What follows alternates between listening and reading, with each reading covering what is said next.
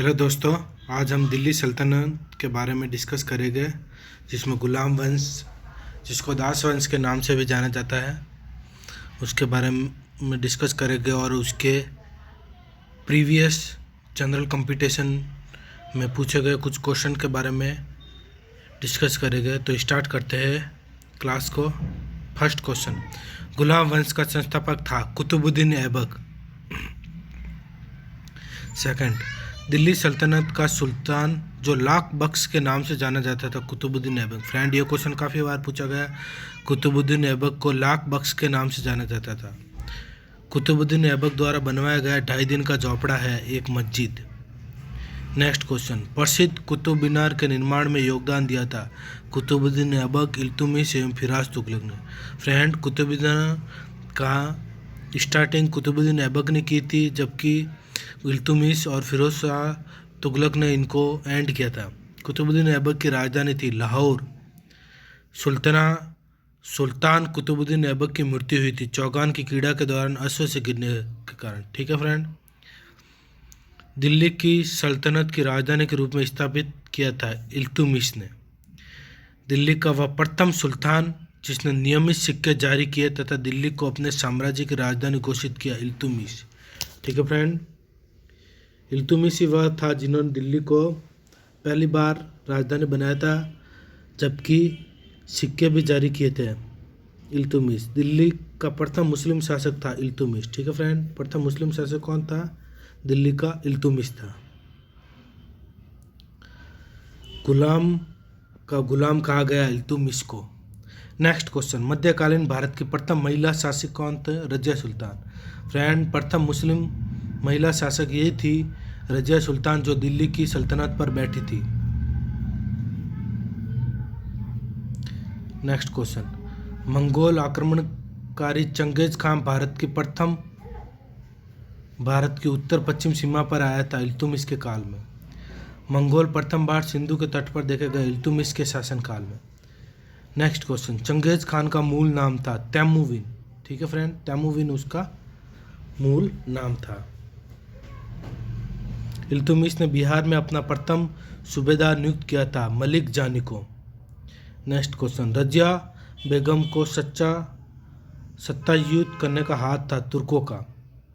दिल्ली के सुल्तान बलबन का पूरा नाम था गयासुद्दीन बलबन। नेक्स्ट क्वेश्चन, दिल्ली का वह सुल्तान जिसके विषय में कहा गया है कि उसने रक्त और लौह की नीति अपनाई थी। फ्रेंड, ये क्वेश्चन भी काफ़ी बार पूछा गया है कि रक्त और लौह की नीति किस सुल्तान ने अपनाई थी, तो उसका आंसर हो जाएगा बलबन। ये एसएससी में सवाल पूछा जा चुका है कई बार, तो आप इसको याद करने की कोशिश करें। नेक्स्ट क्वेश्चन, बलबन ने अपने शासन को शक्तिशाली बनाया और सारी सत्ता अपने हाथ में केंद्रित कर ली, और वह उत्तर पश्चिम सीमा को मंगोल आक्रमण से सुरक्षित करना चाहता है। ए और आर दोनों सही है, किंतु एक आर की व्याख्या नहीं है। ठीक है फ्रेंड। अपने शक्ति को समेकित करने के बाद बलबन ने धारण की थी जिले इलाही की उपाधि। नेक्स्ट क्वेश्चन, भारत में प्रसिद्ध फारसी तैयार नौराज को आरंभ करवाया था बलबन ने। नेक्स्ट क्वेश्चन, बलबन के संदर्भ में सत्य कथन है। उसने नियामत खुदाई के सिद्धांत का प्रतिपादन किया। उसने तुर्कान चहलगानी का प्रभाव समाप्त किया। उसने बंगाल के विद्रोह का दमन किया था, और नासरुद्दीन महमूद ने उसे उलुग खां की उपाधि दी थी। ये सब कथन सत्य है। गढ़ मुक्तेश्वर की मस्जिद की दीवारों पर अपने शिलालेख में स्वयं को खलीफा का साया कहा था बलबन ने। अब खिलजी वंश की तरफ बढ़ते हैं, जिसमें अलाउद्दीन खिलजी के जीवन चरित्र पर प्रकाश डालेंगे और उनसे संबंधित इंपॉर्टेंट क्वेश्चन के बारे में डिस्कस करेंगे। तो पहला क्वेश्चन, जब उसने राजत्व किंगशिप प्राप्त किया था तो वह शरीयत के नियमों और आदर्शों से पूर्णतः स्वतंत्र था। बर्नी ने यह कथन किस सुल्तान के लिए कहा था? अलाउद्दीन खिलजी के बारे में कहा था। वह सुल्तान जो नया धर्म चलाना चाहता था, किंतु उलेमा लोगों ने विरोध किया, अलाउद्दीन खिलजी। दिल्ली का सुल्तान जिसने सिकंदर सानी को मानोपाध्याय धारण की थी, अलाउद्दीन खिलजी। नेक्स्ट क्वेश्चन, अलाउद्दीन खिलजी का प्रसिद्ध सेनापति जिसने मंगोलों के विरुद्ध लड़ते हुए मृत्यु प्राप्त हुई थी, जफर खां। ठीक है फ्रेंड। नेक्स्ट क्वेश्चन की तरफ बढ़ते हैं। रानी पद्मिनी का नाम अलाउद्दीन की चित्तौड़ विजय से जोड़ा जाता है। उनके पति का नाम था राणा रतन सिंह, जिस पर पद्मावत नाम की एक फिल्म भी बन चुकी है। ठीक है फ्रेंड। नेक्स्ट, अलाउद्दीन के दक्षिणी अभियान धन प्राप्ति अभियान थे और ये दक्षिण राज्यों को कब्जे में करना चाहता था। ये सही है परंतु आर गलत है, क्योंकि दक्षिण राज्यों में वो कब्जे में नहीं करना चाहता। उन्होंने दक्षिण राज्य के लिए मलिक काफूर को भेजा था। अलाउद्दीन खिलजी के आक्रमण के समय देवगिरी का शासक था रामचंद्र देव। ठीक है फ्रेंड। वह सुल्तान जिसके काल में खालिसा भूमि अधिक पैमाने में विकसित हुई थी, अलाउद्दीन खिलजी। वह सुल्तान जिसके बारे में कहा जाता था उसने भूमि कर को उत्पादन के 50% तक कर दिया, अलाउद्दीन खिलजी। ठीक है फ्रेंड। अलाउद्दीन खिलजी ने 50% तक कर दिया था। अलाउद्दीन खिलजी के संबंध में सही कथन है, उसने क्रस्ट जमीनों को पैमाइश के बाद जमीन की मालगुजारी वसूल की और उसने प्रांतों गवर्नरों के अधिकारों को समाप्त किया। नेक्स्ट कथन है, अलाउद्दीन खिलजी ने दिल्ली में मूल्य नियंत्रण लागू किया था और वह दिल्ली में अपने राजभवन के निर्माण में लगे हुए कारीगरों को कम वेतन देना चाहता था। ये सही है।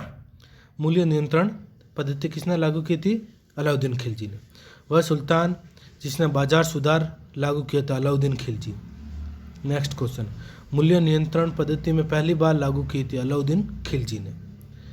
बाजार नियंत्रण प्रथा लागू की थी, अलाउद्दीन खिलजी ने।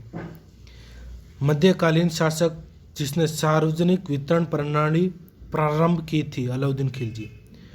अगले सवाल, घड़ी तथा ग्रह कर लगाने वाले दिल्ली का प्रथम सुल्तान था, अलाउद्दीन खिलजी। 1306 ईस्वी के बाद अलाउद्दीन खिलजी के समय दिल्ली के सुल्तान तथा मंगलों के बीच सीमा थी, सिंधु नदी पर। ठीक है फ्रेंड। अब तुगलक वंश के बारे में पढ़ते हैं हम, जिसमें महमूद बिन तुगलक और फिरोज तुगलक के बारे में डिस्कस करेंगे। अलाउद्दीन खिलजी का वह सेनाध्यक्ष जो तुगलक वंश का प्रथम सुल्तान बना, गाजी मलिक। सबसे अधिक समय तक देश में राज्य किया था तुगलक वंश के सुल्तानों ने। दिल्ली सल्तनत का सर्वाधिक विद्वान शासक जो खगोल शास्त्र, गणित एवं आयु विज्ञान सहित अनेक विद्याओं में माहिर था, महमूद बिन तुगलक। ठीक है फ्रेंड। ये क्वेश्चन भी काफ़ी इंपॉर्टेंट है। अगले क्वेश्चन की तरफ बढ़ते हैं। दीवान ए अमीर ए कोही एक नया विभाग जिस सुल्तान द्वारा शुरू किया गया था वह है महमूद बिन तुगलक। नेक्स्ट क्वेश्चन, दिल्ली का सुल्तान जिसने एक पृथक कृषि विभाग की स्थापना की एवं फसल चक्र की योजना बनाई थी, महमूद बिन तुगलक थे वो। महमूद बिन तुगलक अपनी राजधानी दिल्ली से कहाँ ले गया? दौलताबाद। फ्रेंड, ये क्वेश्चन भी काफ़ी बार पूछा जाएगा। महमूद बिन तुगलक ने अपनी राजधानी को कहाँ स्थानांतरित किया था? तो इसका आंसर हो जाएगा दौलताबाद। ठीक है फ्रेंड। भारत में सर्वप्रथम सांकेतिक मुद्रा का प्रचलन था, महमूद बिन तुगलक ने। महमूद बिन तुगलक ने एक नया स्वर्ण सिक्का जारी किया था जो इब्न बतूता द्वारा दिनार कहलाया गया। महमूद बिन तुगलक पश्चिम एशिया तथा उत्तरी अफ्रीकी देशों के साथ व्यापार एवं अभिवृद्धि के लिए स्वर्ण सिक्कों की टोकन मुद्रा जारी करना चाहता था। ये सही है परंतु आर गलत है। महमूद बिन तुगलक की प्रतीक मुद्रा योजना असफल सिद्ध हुई। और सेकंड, महमूद बिन तुगलक का मुद्रा नियमन पर उचित नियंत्रण नहीं था। ये और आर दोनों सही है। आर सही व्याख्या है एक ही। मूर देश का यात्री इब्न बतूता भारत आया था महमूद बिन तुगलक के शासनकाल में। सल्तनत काल में डाक व्यवस्था का विस्तृत विवरण किया था इब्न बतूता ने। होली त्योहार के सार्वजनिक उत्सव में भाग लेने वाला दिल्ली का प्रथम सुल्तान था महमूद बिन तुगलक। वह शासक जिसकी मृत्यु पर इतिहासकार बदायूं ने कहा था कि सुल्तान को अपनी प्रजा से और प्रजा को सुल्तान से मुक्ति मिल गई, महमूद बिन तुगलक। फ्रेंड, ये क्वेश्चन भी पूछा जा चुका है कि महमूद बिन तुगलक के कार्य बड़े अजीबोगरीब थे, जिसकी वजह से बदायूं ने इस प्रकार का स्टेटमेंट दिया था उनके बारे में। वह सुल्तान जिसने बेरोजगारों को रोजगार दिलाया, फिरोज तुगलक। दिल्ली का वह सुल्तान जिसने बेरोजगारों के सहायतार्थ रोजगार कार्यालय की स्थापना की थी, फिरोज शाह तुगलक।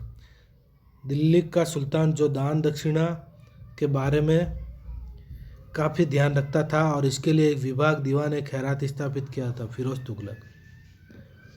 वह सुल्तान जिसके दरबार में सबसे अधिक गुलाम थे, फिरोज तुगलक। ठीक है फ्रेंड, सबसे अधिक गुलाम किसके में थे? फिरोज तुगलक। मध्यकालीन भारत के संदर्भ में सही कथन है, बलबन ने पहले एक अलग आरज्य विभाग स्थापित किया, जबकि अलाउद्दीन ने अपनी सेना के घोड़ों को दागने की पद्धति शुरू की, और महमूद बिन तुगलक के बाद दिल्ली की गद्दी पर उसका चचेरा भाई बैठा, और लास्ट है फिरोज तुगलक ने गुलामों का एक अलग विभाग स्थापित किया। अगले क्वेश्चन की तरफ बढ़ते हैं। सर्वप्रथम लोक निर्माण विभाग की स्थापना की थी, फिरोज तुगलक ने। लोक निर्माण विभाग की स्थापना किसने की थी? फिरोज तुगलक ने। ठीक है फ्रेंड, दिल्ली का वह सुल्तान जो भारत में नहरों के सबसे बड़े जाल का निर्माण करने के लिए प्रसिद्ध है, फिरोज शाह तुगलक। हक ए सर्ब अथवा सिंचाई कर लगाने वाला दिल्ली का प्रथम सुल्तान था, फिरोज तुगलक। दिल्ली का सुल्तान जिसने ब्राह्मणों पर भी जजिया लगाया था, फिरोज शाह तुगलक था वह। फ्रेंड, ये क्वेश्चन काफ़ी बार पूछा गया है कि ब्राह्मणों पर जजिया कर लगाने वाला प्रथम दिल्ली का सुल्तान कौन था, तो इसका आंसर हो जाएगा फिरोज तुगलक। ठीक है फ्रेंड, ये क्वेश्चन काफ़ी बार पूछा जा चुका है कई जनरल कंपटीशन में, तो आप इसको याद कर लेना। महमूद बिन तुगलक, फिरोज तुगलक, सिकंदर लोदी तथा शेरशाह सूरी में से वह सुल्तान जिसने फलों की गुणवत्ता सुधारने के लिए उपाय किया था, फिरोज तुगलक।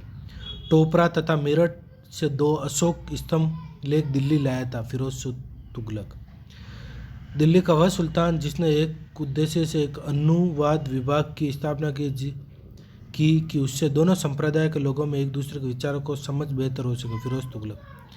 राज्य के खर्च पर हज की व्यवस्था करने वाला पहला भारतीय शासक, फिरोज शाह तुगलक। फिरोज तुगलक द्वारा स्थापित दादर उल्फ सपा एक था, एक खैराती अस्पताल। दिल्ली सल्तनत के तुगलक राजवंश का अंतिम शासक कौन था? नासिरुद्दीन महमूद। नासिरुद्दीन महमूद अंतिम शासक था तुगलक वंश का। वह शासक जिसके शासनकाल में तैमूर ने भारत पर आक्रमण किया, नासिरुद्दीन महमूद। तैमूर लंग ने भारत पर आक्रमण किया था 1398 ईस्वी में। ठीक है फ्रेंड, ये क्वेश्चन भी पूछा जा चुका है कि तैमूर ने भारत पर कब आक्रमण किया था? 1398 ईस्वी में। अगले क्वेश्चन, तैमूर के आक्रमण के बाद भारत में राज स्थापित किया था शायद वंश का। ठीक है फ्रेंड, तो इस प्रकार आज की क्लास को हम यहीं एंड करते हैं। तब तक आप इन क्वेश्चन को याद करने की कोशिश करें और जो इम्पोर्टेंट क्वेश्चन है उनको बार बार देखें। तो मिलते हैं नेक्स्ट क्लास में। नेक्स्ट क्लास में हम लोधी वंश के बारे में पढ़ेंगे और उनके बारे में पूछे गए प्रीवियस ईयर्स क्वेश्चन के बारे में डिस्कस करेंगे। तब तक बाय।